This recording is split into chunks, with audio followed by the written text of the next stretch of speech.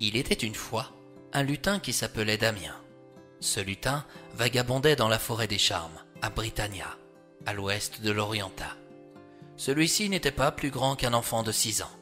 Il portait un bonnet rouge, un pull aux rayures rouges et blanches, un pantalon de couleur kaki et des petites sandalettes. Damien n'était malheureusement pas le bienvenu partout où il se rendait. Pourquoi ? Parce qu'il possédait un appétit d'ogre, tout en demeurant maigre comme un coucou. Et ça agaçait ceux qui devaient faire attention à leur alimentation. C'est pourquoi, à Britannia, on installa des portiques dans chaque commerce afin de permettre à chaque Britannicien de ne pas consommer plus qu'il le faut. Néanmoins, Damien restait malin.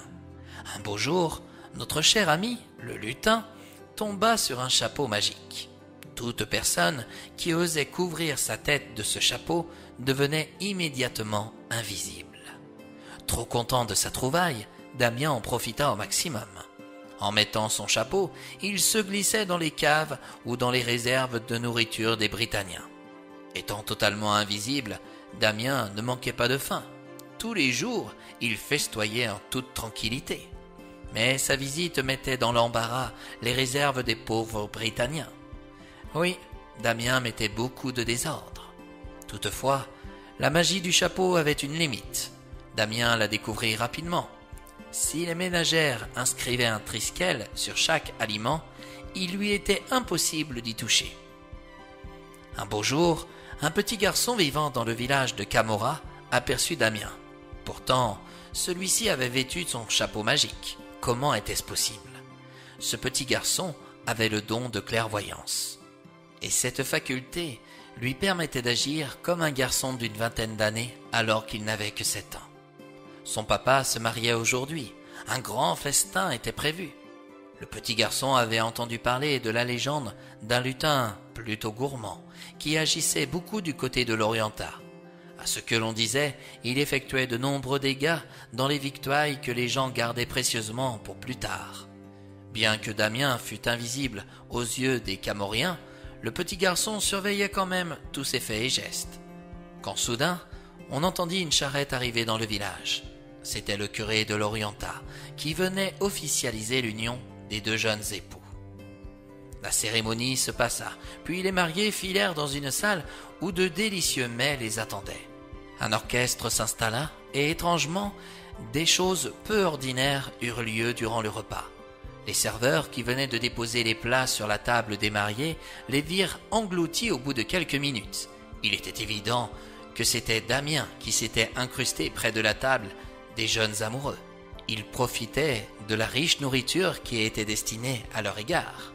Ceux-ci furent étonnés de voir les plats se vider si rapidement sur leur propre table.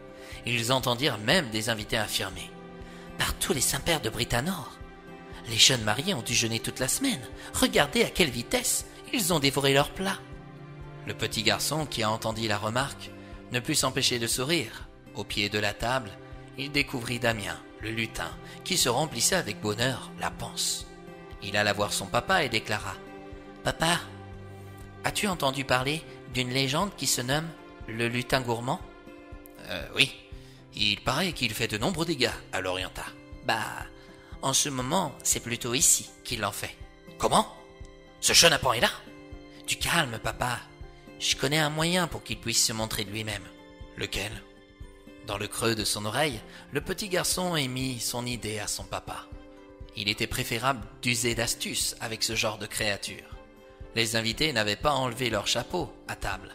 Alors, le marié déclara devant tout le monde « Mes chers amis, aujourd'hui, c'est un grand jour pour moi et mon épouse. L'enchanteur Britanor nous fait l'honneur de sa présence à notre mariage. Recevons-le dignement. Je vous invite à vous découvrir de vos chapeaux et à vous lever pour l'accueillir. » Voyant les gens se lever de table et retirer leurs chapeaux, Damien, le lutin, tomba dans le piège et se fit percevoir aux yeux de tout le monde. Lorsqu'on le découvrit, les invités comprirent pourquoi les mets des mariés étaient si vite engloutis sur leur table. Le lutin gourmand s'était incrusté dans leur mariage. Alors, on bondit sur Damien et on le chassa aussitôt de la fête.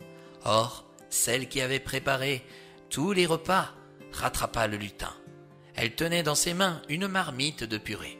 Il était hors de question pour elle qu'une personne puisse quitter le mariage en ayant les mains vides. C'est pourquoi elle proposa à Damien de verser un peu de sa garniture dans son chapeau. Le lutin ne s'en offusqua pas, car c'était son plat préféré. Il s'inclina plein de reconnaissance avec cette dame qui lui souriait. « Ah, par ma foi du lutin, avec ce que vous me donnez, je vais pouvoir bien me régaler, lâcha-t-il. » Et c'est ainsi, mes amis, que mon histoire se termine. Finalement, les gens de la noce ne virent pas l'enchanteur Britannor, mais cela ne les empêcha pas de festoyer, de chanter, danser et rire jusqu'au bout de la nuit. Quant à Damien, le lutin, il comprit par cette expérience qu'il n'était pas bon de s'incruster sans demander ainsi dans la vie des gens. C'est pourquoi il reprit sa route en espérant trouver celle qui comblera ses jours comme ses nuits.